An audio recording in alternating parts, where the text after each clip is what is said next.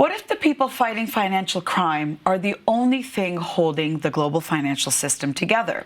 Today's guest is a global leader in crypto compliance, founder and CEO of TCAE, and a bridge between regulators, banks, and the world of digital assets. She's seen what most never will. So today, we're diving into the hidden work of the financial crime and future of regulation. Please meet here on Jenny from the Blockchain, founder and CEO of TCAE and TCAE MENA, Souzan Esmaili. Souzan, welcome to the show. Thank you for having me. Really pleasure to meet you. So let's dive right in. Tell us a bit about your professional journey and TCAE. How did it all start and what has made it such a success over the past years? Thank you, Jenny, for having me. It's such a pleasure to be in this amazing environment. I actually started my career life around 20 years ago when I get into the compliance world and started to learn more about the financial crime space and understanding how the whole ecosystem really worked. As a hobby at the beginning, I started TCAE, which is short for Toronto Compliance and Events at that time. And we changed the name to Enterprise later on. But I started it as a small LinkedIn group to just gather people together and do a networking and connecting people, together, specifically in financial crime and compliance. My passion that I had, for the community was just to get them all together, educate them, empower them. And that passion and desire that I had in my heart is just flourished, and it made it, a great success and bring a lot of global professionals, all together. And I've been very privileged, to create a very strong community of professionals all together to be able, to do the work and be inspired, to do more and more on their daily task to fight financial crime. What surprised you most while you were building this community and in financial crime? Well, I think what I realized early in my career when I started, I didn't have anyone to go and ask my questions. So I was working alone, I was feeling siloed, and I was really looking for something, that I would be part of, to be belonged to. And when I realized as well, this happened again when I came to Canada, that I need to connect with more people to understand how their journey has been and learn from them. So that also inspired me that I need to create a community. We need to work together. If we want to stop financial crime, we need to all work together as a community, as a way to share information, share knowledge with each other. And that belonging and that feeling comfortable to ask questions from one another, to feel that there is a care and support, that had been, led me to create, our community. And you turned this community into a global movement. What did you understand specifically that nobody else did? I think the care and support, and also, working together. Mm-hmm. If you look at, how the financial system, work, and how the criminals basically work together, they are very organized. They have, their teams all over the world. They're working together. They're very coherent and they are very structured. But we're not. Yeah. And that is one of the things that I am really working hard, to get people together, share knowledge from one side of the world to another, because it is the same trend. It's the same thing. If it happens in Canada, it would happen in the UAE as well. If it happens, in other countries, they need to learn from another. And that knowledge sharing and that basically trends that are happening around the world could help us to connect us together and learn from each other so that we can be able, to stop this financial crime. And it's crazy that criminals actually band together, and that's what makes them more successful. Exactly. What's the hardest truth about moving away from DeFi and building compliance that nobody talks about? And will it eventually eliminate our freedom? I don't think that it would eliminate our freedom. I think it would structure it in a different way. Mm-hmm. I think compliance is good. But To what degree, though? Exactly. So compliance is good as long as it would create the courage to let innovators innovate, to create, a pathway, and also safeguarding the consumers. So all the regulation is always shaped in a sense of we want to make sure that our consumers are protected and they can trust the system. If you can trust, the people come and invest in your system. But if they cannot trust, they would lose that, desire to invest. But is that going to take away freedom, the freedom of movement, freedom of investment? Because once everything is transparent on the blockchain, for some countries, that means complete confinement, doesn't it? Yes, so on the blockchain itself, so a lot of things specifically in Bitcoin, in Ethereum, stablecoins are pseudonymous. So basically, you can see the track on the blockchain, you can see all the transactions that are happening on the blockchain, but you really don't know who is it belong to. You just need to have certain tools and certain blockchain analytics tool to be able, to decipher those and then get to the point and understand, who it is belonging to. So there is a little bit of pseudonymity that's there. So, but it's not in a way that it's fully transparent. So for example, Jenny is sending this amount, to someone else. So that is a little bit of degree of privacy. But I understand, the fact that the whole ecosystem was built in a way that they wanted to have that transparency as well as that anonymity to be able, to transfer the funds so that, they would be protected. So do you think that we will find that healthy balance where the people sending that money will still remain anonymous, but yet they'll be protected? We'll see. Yeah, I mean, yes, you have it right now. Yeah. If you are a criminal, you would do a lot of other steps in order to make sure that you are not really on the radar. So if you're just a normal person, you wouldn't really mind even if someone finds out, that transaction happened. Mm-hmm. Imagine if you are using the financial institutions and you are sending money to someone else. How is that? Don't you think that, the banks know you, know the transaction, who is sending money to who? And we are comfortable with that fact. Yeah. So we are not totally, we're not uncomfortable about it. We are comfortable about knowing that, I'm sending this money to that person. Right. But in blockchain, we're not disclosing who we are sending the money to. Right. So in time, that will also change. How much of the global financial system is actually clean? Well, that's a very good question. And I don't have an exact number, to be honest, because there is no specific, number has been issued. But UNODC, which is United Nations of Drug and Crime, basically mentioned in 2009 that around up to $2 trillion has been washed. Wow. Gets money laundered. 2 trillion. 2 trillion. Oh my God.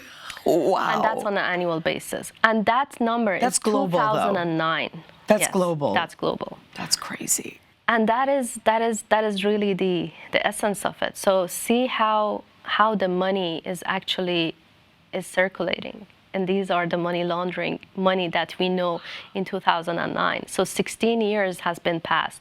This number at least had been, maybe 5 to 10 times more even. Good God, that is a lot. And most of it goes undetected, doesn't it? It does. And also the more problem that is there is that only 1% or less than 1% of it would get detected, or even, law enforcement would be able to find that money that has been laundered. So that is a very, very important thing. Like less than 1% of this money every year, law enforcement would be able, to get that and to figure out, that it was, belonged to money laundering cases. Well, that takes me to the next question. So are regulators protecting the system, or are they protecting themselves? I think it's a big mix of both. They're protecting themselves in terms of, like making sure that, they are, like they have to have a standard. So they need to create that standard. They need to have that presence. They need to have that seniority so that the regulated entities would be able, to comply with them. If they don't have that, and if they don't create that system, and if they don't create that seniority or the enforcements that it is happening, they wouldn't care. Like a lot of companies would prefer to be more business oriented than compliance, to bring compliance, to a little bit, prevent things, from happening, or deal with clients that they have no idea about where the source of money coming from. Right. But there have been instances where people on the inside, including regulators, have also been caught, committing crimes after the fact. So there's also that, perspective. Absolutely. The crime or corruption even. Corruption always happen in organizations. From the inside? From the inside, yeah, absolutely. So it could happen, like you could get a bribe, to get a license, or to give a bribe, to get a license approved, or you could, like do a lot of things with the regulator, or not give them, like you could pay them so that they will not give you a fine. So that scrutiny, we need to hold them accountable for that and rely on our governments to create that environment, to make them answerable, to the government, to say that, okay, have this been done before? Do you have a system and processes to make sure that that is not happening inside? Yeah. But also, not just, bribes, but there've been people who have been caught stealing money from the inside too. Some of the most sophisticated crypto crimes or heists have happened from the inside. So I guess it's running rampant. Yeah. Hence why we're having regulation now, right? Absolutely. Do you think that crypto is a tool for freedom, or is it the biggest gift ever given to criminals? I think it's a mix of both as well. So I think it is a great gift. I love when I see transactions on the blockchain. I love that I see, that transparency. I could see, and it could go back, to years and years and years, from like previous years to, upcoming, transactions that are happening. So I love that fact that it's used to have an audit trail of everything that is happening. But on the other side, criminals are using it because it's fast. It's a fast settlement. It's easy for them, to do that. And it has been, kind of, or it got the reputation as well that, it is something that it's anonymous. You cannot trace it, so it's out of the system. And while you could trace it, you could get it back. But that still, came to it with the thought that every transaction that criminals are using has been used with crypto. Mm-hmm. Especially Bitcoin. Yes. I mean, wasn't that created essentially, initially, for that reason, right? They called it the Silk Road. Mm-hmm. I mean, some of the darkest crimes have been committed by trading Bitcoin. Absolutely. But that's also another good thing is that the law enforcement would be able, to go into the blockchain. They could, use different tools, investigating that and figuring out where the money goes, how they could track it. But in traditional, and the banks, we can't. Right. We can't see, when the money is in the bank, it could go and go and go on with different layering, with different ways that it could transfer all throughout the world, and you don't know where it's going. And you've worked with crypto crime as well, right, on that side? Yes, absolutely. Have they ever tried to track who owns Bitcoin and how it was created? Like who was the original? Yeah.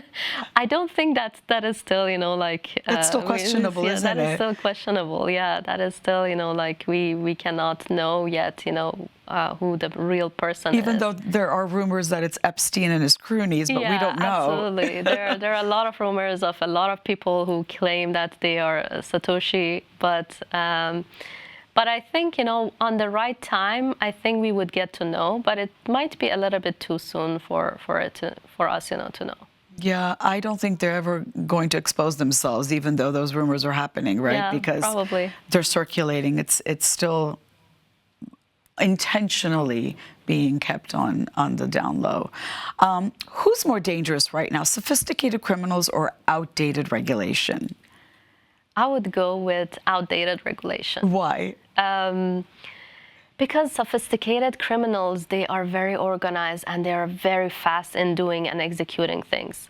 They want to find these loopholes in the regulation, and when the regulation comes in, it goes through a lot of bureaucratic, world, and it goes through a lot of systems and approvals and then consultations, and until the regulation really shaped, the criminals have moved their money around. So we are missing that. So always the regulation is behind. They're always, they cannot be proactive. They're always reactive to, a certain trend that is happening. There is, if there is, for example, someone lost their money or a crime that is happening, their attention goes there. But that is after the fact. Yeah, everything is caught after the fact. So the real geniuses are the criminals, which is why a lot of times the FBI or the CIA hires those criminals, right? Yeah. Makes sense. What's the most unsettling pattern you've seen in financial crime that keeps you up at night? I think there are few that it's really keeping me up at night. They are sex trafficking, human trafficking, and pig butchering. I don't know how much you know about pig butchering or romance scams. What is that?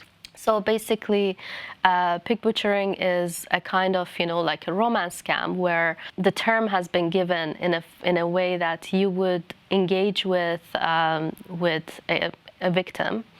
They would get into, let's say, a romantic relationship, and that happens quite a lot on the elderly stage. And what happens is that because of the vulnerability and being alone, they fall into these traps of getting into online relationship. And then what happens is that after that relationship started and build, they ask them, I need money. And they transfer the whole savings account, to them. I can't believe people transfer all of their savings to somebody they've met online. They haven't even met in person. I've heard of stories like this of people meeting, romancing, and scamming people in real life, but online? Well, actually, that is not only the devastating part. I think last year, up to last year, around 93 people commit suicide because of that. Because they couldn't really believe that all their savings has gone. Oh my God. All their retirement Why savings. would you send all of your savings to a stranger you've met online? You would, because they... Is it like hypnotism? Is it brainwashing? No, it is the environment that they create.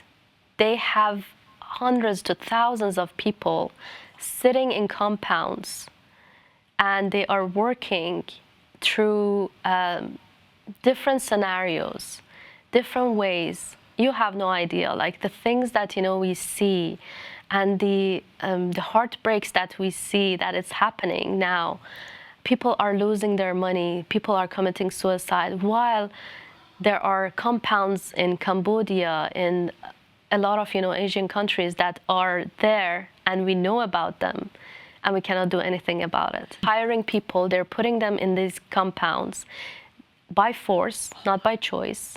They are captured and they are utilized to do all sort of scams. They are so sophisticated. They have thousands of mobiles, thousands of laptops. They're forcing slaves to commit these crimes. Not only are they sex trafficking and slave trafficking, but they're also using them to commit these crimes on unassuming, fragile people out there seeking love. And they're getting them to transfer their money all to these unknown locations in Southeast Asia. That is insane. And that is a very, very heartbreaking fact, and it's increasing quite significantly. Where does this money go? These people in these compounds are extracting or scamming money out of innocent people, and where's this money going? They're using crypto. A lot of them are using crypto for these type of transactions. So they're even teaching the people how to go to ATM machines, crypto ATMs, or where they can deposit funds. They could like do that and transfer the money across, and it's really it's becoming very important fact that everyone who we meet, specifically on the elderly side, if they're alone, if they're lonely, if they don't have any family, if they don't have anyone to go and talk to, they need support. They need to know that there is someone loving them.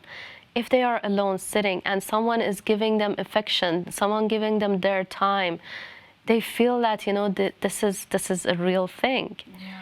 And they would transfer the money so that they can get the ticket for them to come and see them. They would send money to solve any problems that they have. So the social engineering behind all these scams are very, very sophisticated. They are very clever. They're getting very clever. They're using AI deepfake, to change their their image, their voices. Yeah. It's a real psyop, isn't it? There is a lot. Yeah, there is a lot. But I'm really like there are a lot of people who are working towards combating this, which gives me a lot of hope. One of them is an amazing former prosecutor in U.S., Erin West. She is focusing on an Operation Shamrock, which is something global that she started a movement of combating specifically pig butchering, and giving awareness, educating law enforcement, educating the people that if something like that happened, if just a text, it starts with a normal text. Yeah. How is your day going? Yeah. Or how are you? Yeah. It started with that normal thing, and it would start, and this is the hook that they would start getting people on. Yeah. And it goes and if people respond, right, yeah, then that's your ticket in for mental and emotional manipulation. Absolutely. And it's how devastating that people are committing suicide. Absolutely. Over such a horrific thing. My goodness. Yeah, but there are also apps that are used to manipulate children, like Roblox, for example, which it's been reported that a lot of pedophiles are on this game, posing as little kids and trying to, do or extract unsavory pictures from children. They have kind of a Netflix, Kidflix, which it got busted last year. They put around more than 8,000 of videos, so many videos, and for people, to watch. And the subscription. It's called Kidflix? Yes. Is this a real thing? It is a real thing. It must be illegal. It is illegal. Why does it exist? Why hasn't it been shut down? My goodness. Yes, it's not only that. If they even close this one, there is a lot of others. So they have children. Abusive material on internet, which are thousands of videos, thousands of hours they have spent. And not only that, the subscription of it is $5 per day. So imagine, people are using that. Like it's nominal number. And when they're seeing, millions of people are using that. Millions of people have subscribed to these. How is it legal? How is it existing? I mean, I know you're saying it's illegal. Yes. I've never even heard of Kidflix, but how has it not been shut down? This is child pornography. It has been shut down last year. Forced acts of these horrific crimes. Last year, 2025, they stopped. So the government finally was able, to stop the website. Where was it functioning out of? Where was it? Where did it start? It's online, so we don't know where exactly the origin was. But there are a lot of other things that are out there that are this, and it terrifies me for our young generation to see that, how these type of materials have been, come to existence even, how children have been abused.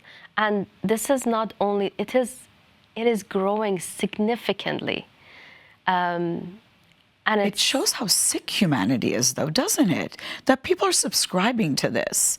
I mean, I'm sure Epstein is behind a lot of, or whatever that is, Epstein and, this whole mythical man that, and his disgusting, activities and his ways of blackmailing people. A lot of it was also about child trafficking and torture and pornography, but it's sick that people are subscribing to this and that children are being, lured into this kind of world. But a lot of it is also, I think, done through kidnapping and trafficking. It's not even just reaching out to children and asking them to send pictures, posing to be a child.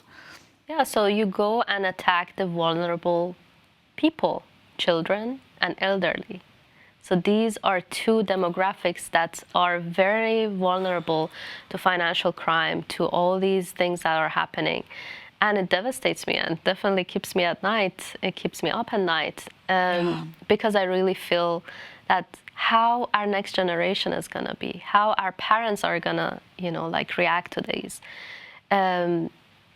So it is a concerning world. It is definitely something that, we need to fight more and more to be able, to stop somewhere, to be able, stop these things that are happening, which is not many people really know about it.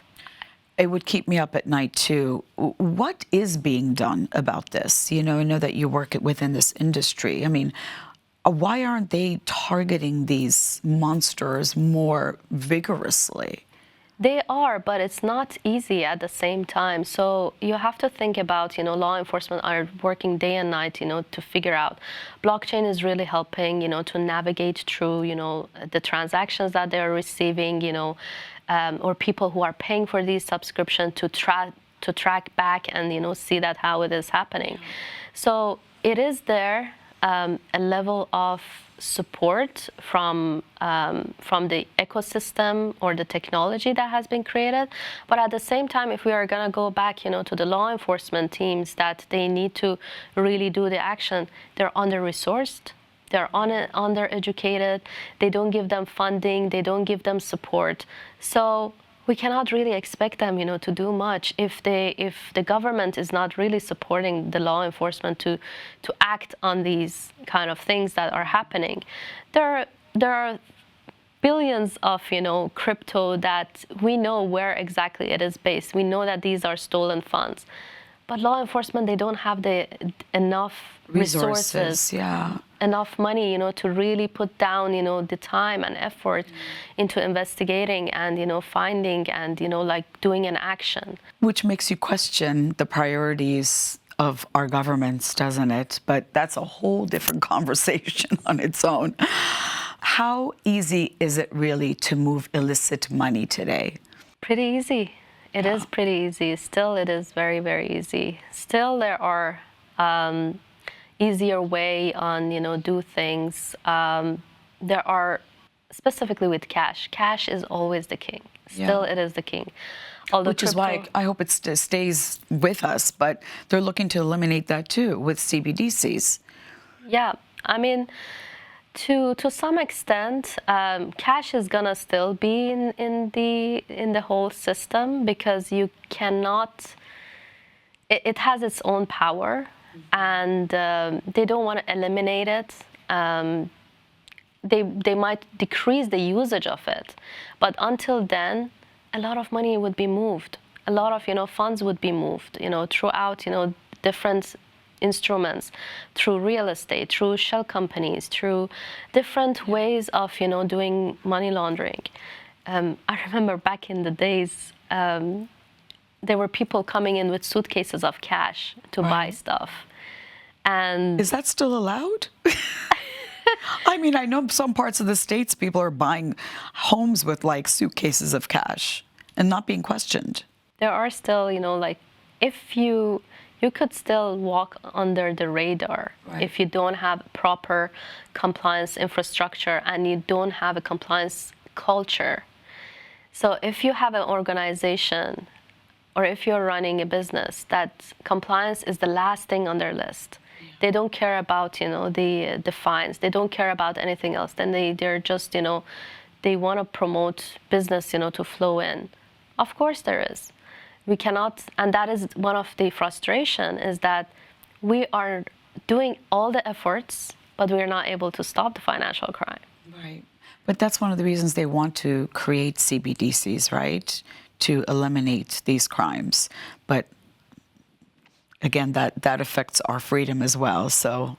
Yeah, absolutely. And I think that, time would tell more about, how the usage of that, but in any type of technology, any type of things that you want to use, criminals are one step ahead of us. Always. They already know how to use CBDCs even, for doing their money laundering or movement of funds, because they need to move the funds to be able, to buy the next thing that they want to do. And the easiest part for them is just to put them in the system.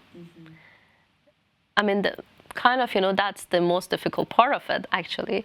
So once they put it in the system and they put it into different layers and commingle it with different ways, tracking it back, it would be so difficult.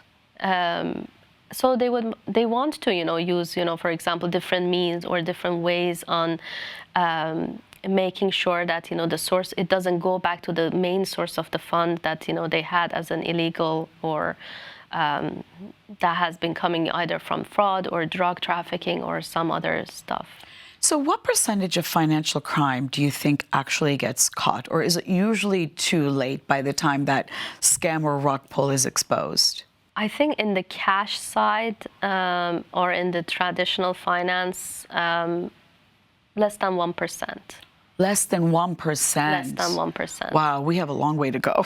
Definitely. Wow. It's less than 1%. And on the crypto side, I believe it's between 1 to 1.5%. though, but the volume of it's not comparable. So as I said, like UNODC is saying that, between I think 800 million to almost $2 trillion every year gets laundered.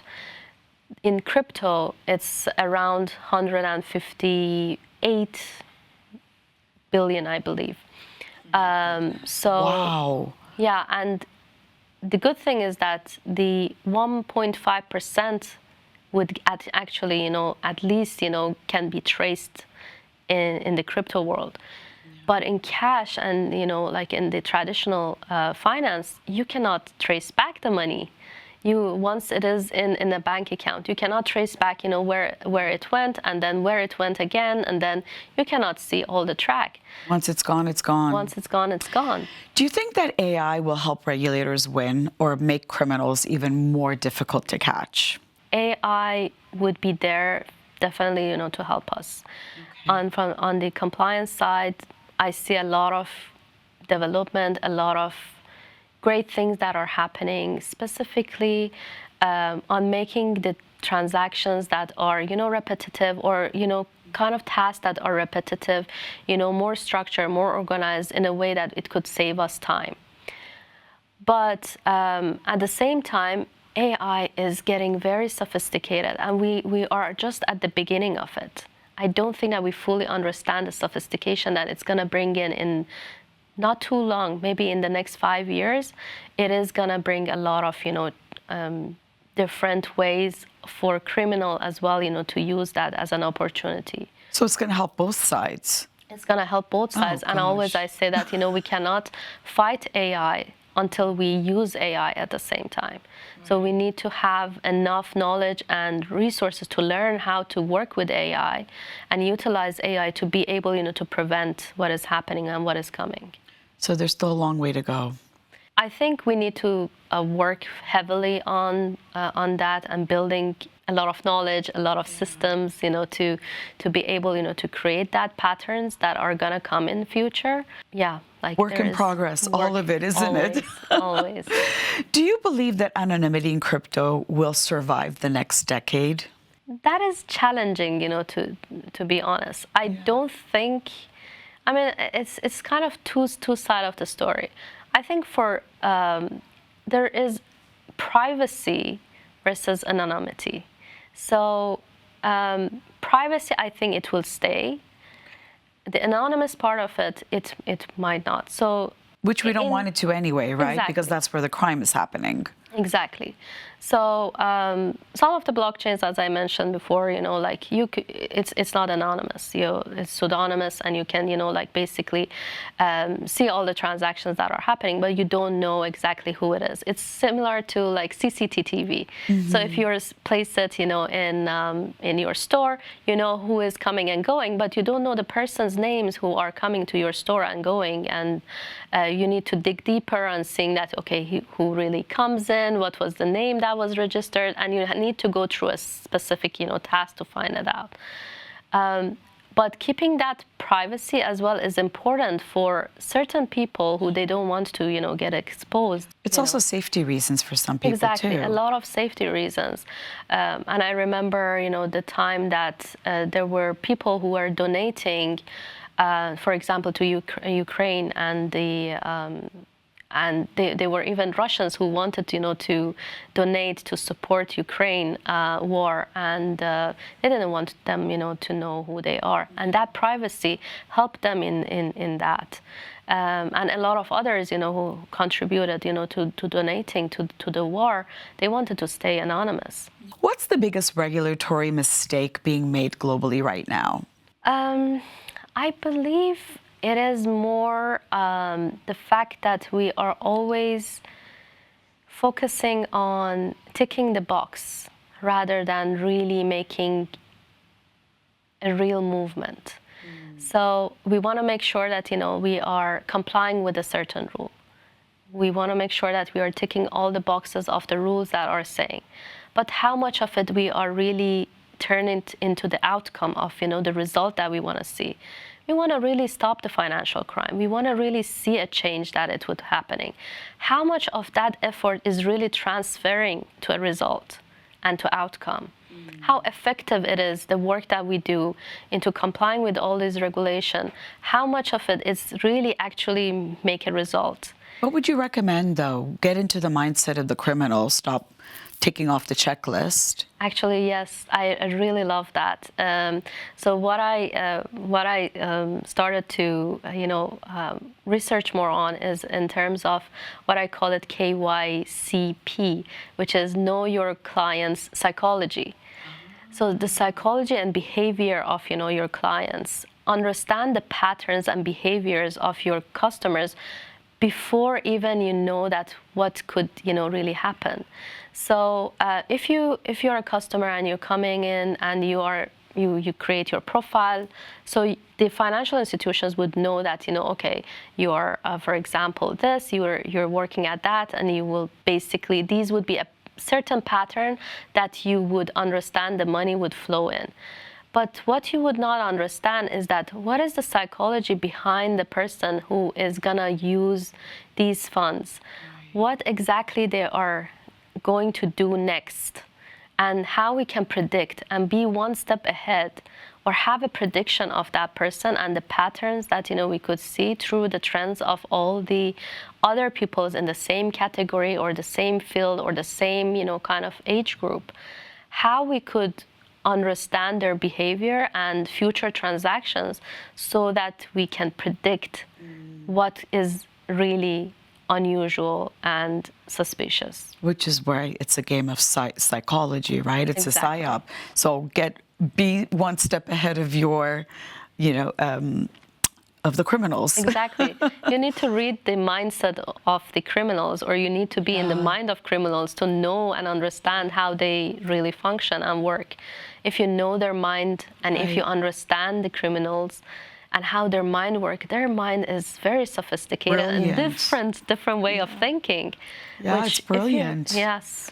If you could redesign the financial system from scratch, what would you remove first?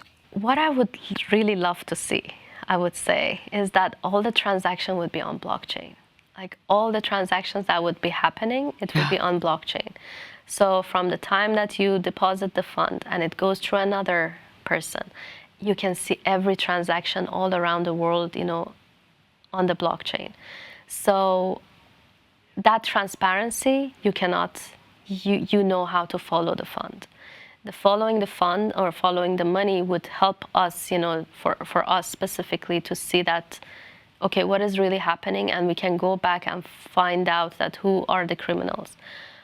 Also, what I would do is that I want to know who are the beneficial owners of the companies, of, let's say, the different organizations that are happening. Who are the real persons behind those organizations who are making the decisions and they're controlling? Because those are the ones who, if it is a criminal organization, those are the ones who are responsible for every decision that happens. So if we have the transparency in knowing that this organization, it belongs to that person, and that person is running this organization, then we would know who is at fault or who is really running the whole organized crime. Do you think that would then eliminate some of the crime that's already taking place? I think that transparency, it would help us to at least put a certain level of, security. Like, for example, when you have your car and you know that, you can put, for example, or your house, if you're putting like an alarm in your house, it will not prevent the robbers, to come into your house. It will slow them down. Because they know that, okay, they have to disarm the alarm, and they have to come in, so they have to go through extra steps in order to hide themselves. Right. So they would we can try at least to make their life a little bit more difficult. Yeah. So hopefully prevent them from, at least make them think twice about it, right? Souzan, you are recognized as a woman of inspiration, championing mentorship and the advancement of women in financial crime and compliance while shaping global regulatory dialogue. Have you ever had to play the game differently because you're a woman in this world? I tried not to, because it's really not something that I really want. I'm really proud of being a woman and go through a lot of challenges and stand up and say that, this is the work that I do, and I love to inspire other women, to do. What are some of those hurdles as a woman that you had to face? I think mostly in the Middle East, I have noticed it more than anywhere else, where specifically in compliance, where there is a very male-centric or a very male-dominated, environment. And women are usually they don't have a seat at the table. I remember being at the board of a company, and I was the only basically girl in the whole room of more than 15 executives. And I was talking about compliance, which is the least favorite topic of the whole agenda. And I was the last topic of the day, where the board was exhausted. They didn't want to talk about compliance, and I had to bring so many important things to their attention. So it was definitely challenging. It was definitely challenging, to present, to be a woman and be heard, because the mentality has been, or throughout that organization, has been that all the women that we have in the organization are secretaries. So I had to fight through a very huge glass ceiling to get into the top, and being able, to sit at the board and tell them that this is the compliance, these are the things that you have to comply with, and you have to listen to me. That's how you got their attention. Yes. What would you recommend to other women in this space then, as a mentor and as someone who has fought through those challenges and broken the glass ceiling? Just believe in yourself. Just believe in what your power is. Believe that you can do it, and everything else would sort out. It's all in the mind. And the more that you focus on your mind, the more that you really understand how your mind works, the easier everything would get. I love that. What is the legacy that you'd like to leave behind? Definitely empowering more women. This is, it has been my passion, and I have been working tremendously, throughout the years, to do that. Being it from bringing women who shy away from speaking on webinars or even on stage at the conferences that I host, encouraging them to bring their voice and believe in themselves, to stand up and, be in the crowd.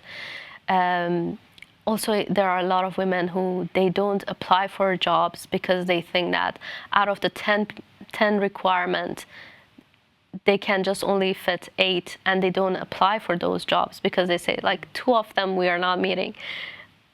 I really have to sit down and tell them that, no, this is amazing. You have to believe in yourself and you have to apply for those jobs. So these are things that I believe that if I could empower more women in our space, that would really help elevating us, in a different level, because women has got so much potential. Yeah. And they are really a gem, to our specific industry in our financial crime, because the instinct, the understanding that they would bring in, the softness, at the same time, the care and support that they will bring in, we really need that in the work that we do.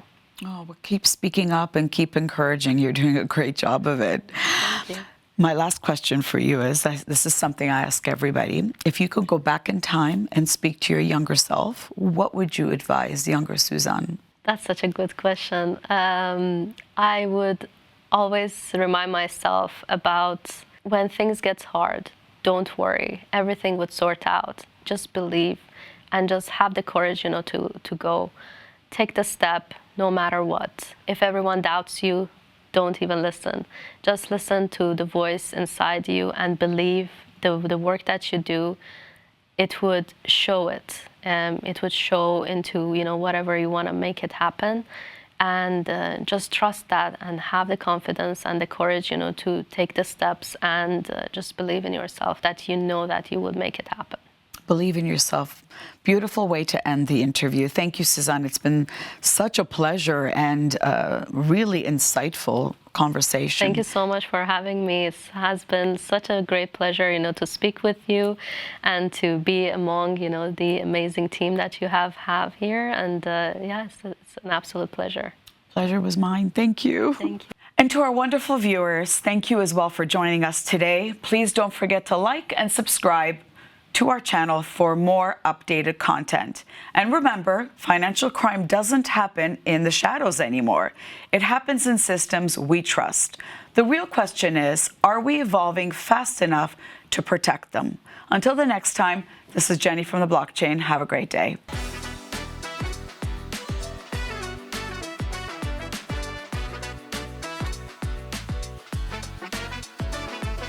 This is Jenny from the Blockchain.